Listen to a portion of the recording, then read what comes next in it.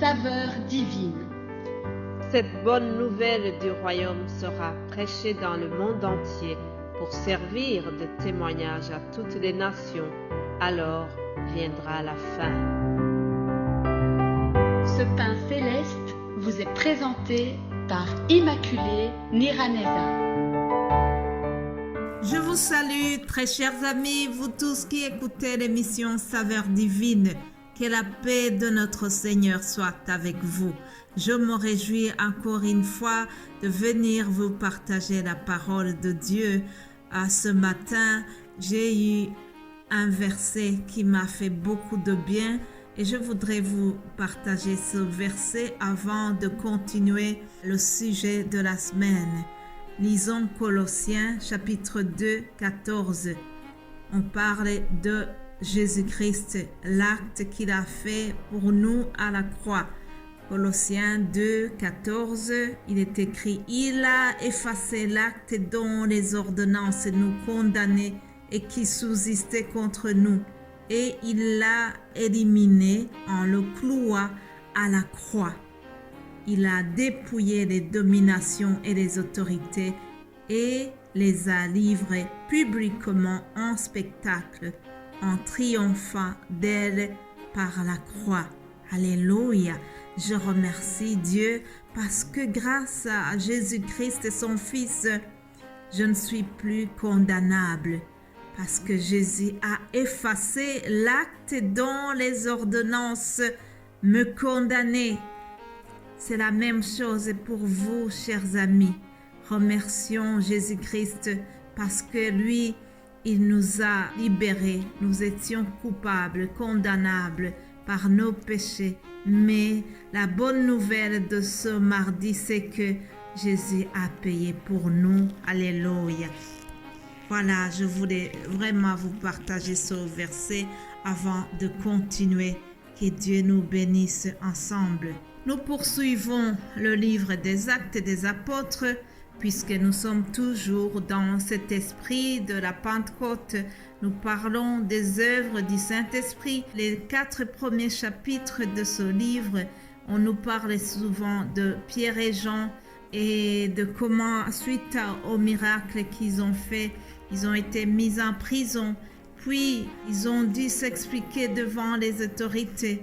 Alors, au verset 30 du chapitre 5, nous voyons que Pierre dit qu'il faut obéir à Dieu plutôt qu'aux hommes. Et la semaine passée, j'ai terminé sur cela.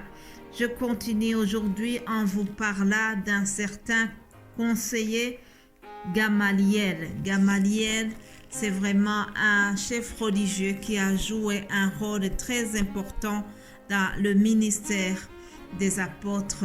Parce que justement, au moment où les chefs religieux étaient très furieux et qui voulaient continuer à faire du mal aux disciples, Gamaliel est sorti du lot. Lui, il s'est opposé à la décision de ses collègues.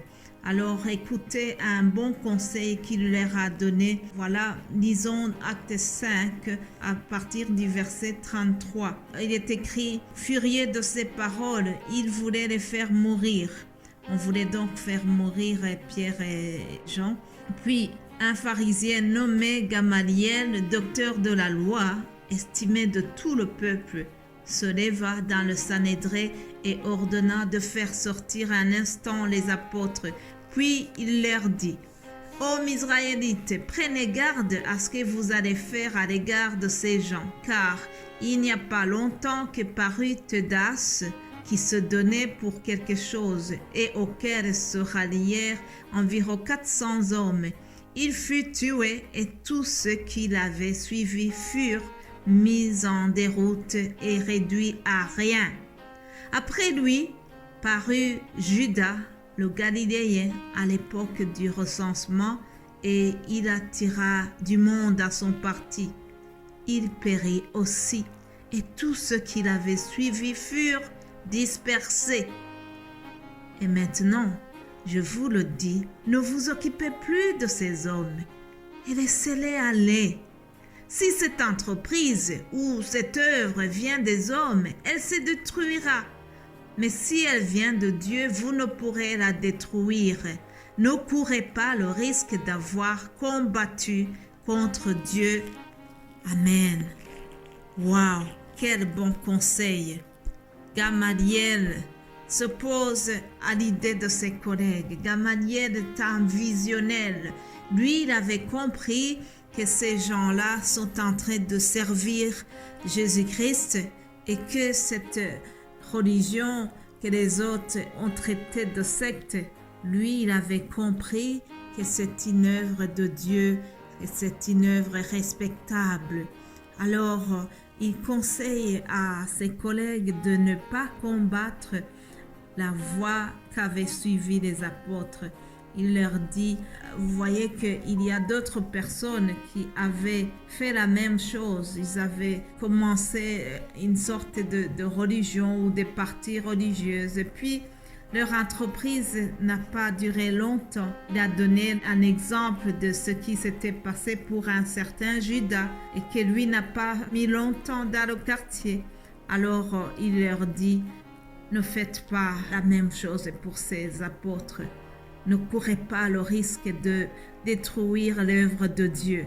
Il avait eu vraiment une révélation que ces gens-là étaient en train de faire ce que Jésus avait commencé. Il avait compris que c'est vraiment l'église de Jésus qui est bâtie sur le roc. Rappelez-vous, Jésus avait dit un jour à Pierre, « Je bâtirai mon église. » Et les portes de l'enfer ne feront rien à mon église. Les portes de l'enfer ne feront rien contre ce que Jésus avait commencé. En effet, l'église de Jésus était déjà en route.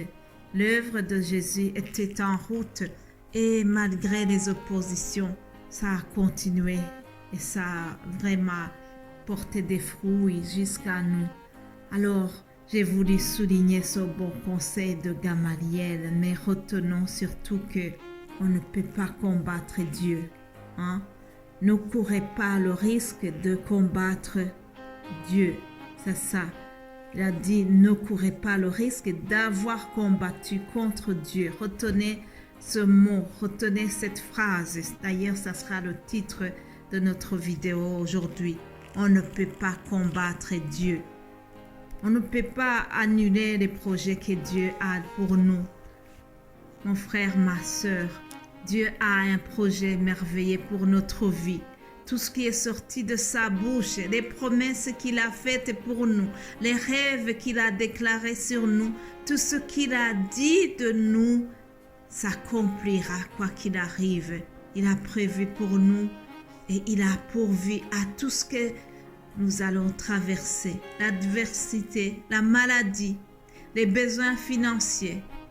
Tout cela ne pourra détruire ce que Dieu a planifié pour notre vie. Alors, chers amis, que cela nous encourage d'aller de l'avant. Dieu ne nous abandonnera pas. Il nous accompagnera jusqu'au bout. Alléluia.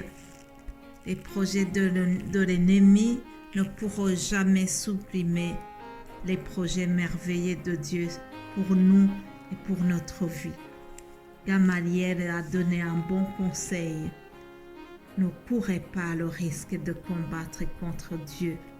Ah, vous savez, il y a un philosophe, un ancien philosophe du 19e siècle. Lui, il se posait beaucoup à Dieu. Ah, il a même osé déclarer que Dieu est mort. Ah, il a déclaré que Dieu est mort. Il avait dit que dans 100 ans, le christianisme allait disparaître complètement.